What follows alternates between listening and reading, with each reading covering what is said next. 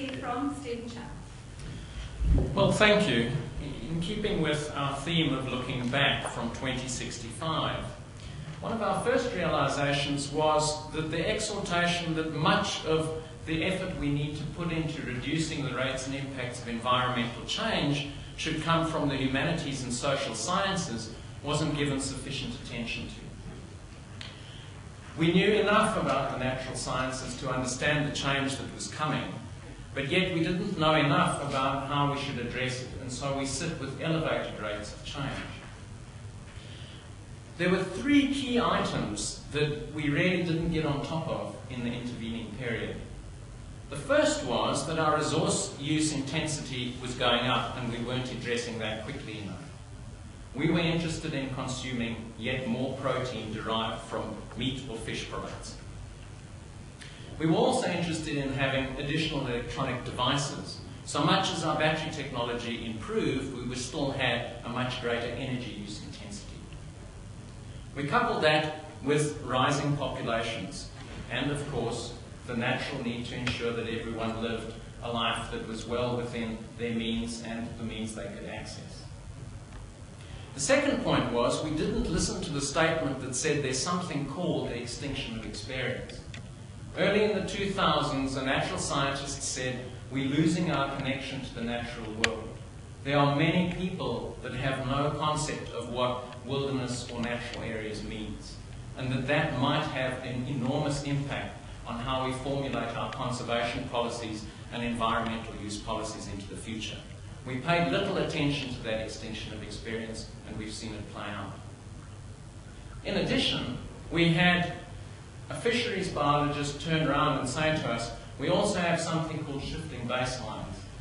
In other words, what we even conceive of natural for those who are still interested in the natural world has changed incredibly. In other words, what we now think is the beautiful outdoors is a beautiful outdoors dominated by species that come from just about everywhere.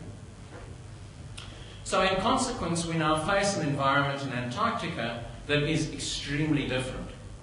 To begin with, we do have huge numbers of people visiting.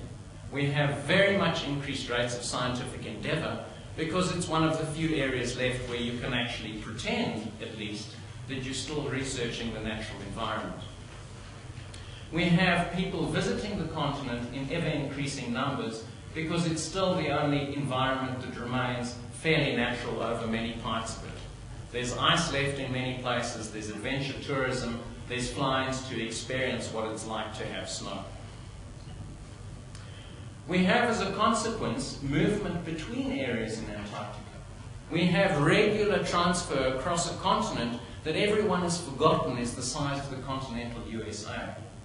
So much as we now have very increased technologies in the genomics area where we can remotely sense DNA sequences and functioning of various genes, we're not sure anymore which organisms belonged in which places and whether in fact this is a reflection of adaptation or human movement of organisms across the continent.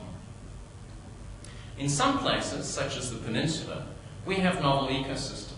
So we have golf course grasses growing very well, Poa annua established and widely spread, now being used for a small tourism operation that offers golf in Antarctica. We have rodents as a major problem in the stations because winter temperatures have been increasing so fast in the peninsula area that in fact it's no longer very difficult for these animals to survive. Biosecurity is not a question any longer for us because we've forgotten really what it is to have a world that's in a semi-natural state that we're trying to keep that way. And after all, we haven't yet got to agriculture or large-scale growth of any resources on land. And so if the environment is changing, it actually seems just to be changing for the better because after all, everywhere else is the same.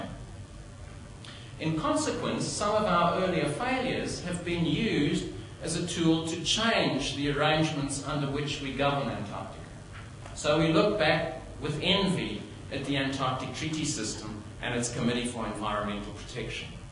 And we're in a position where, as we led up to 2048 and the ability to decide whether we wish to keep the environmental protocol, we saw increasing emphasis on a different set of arrangements.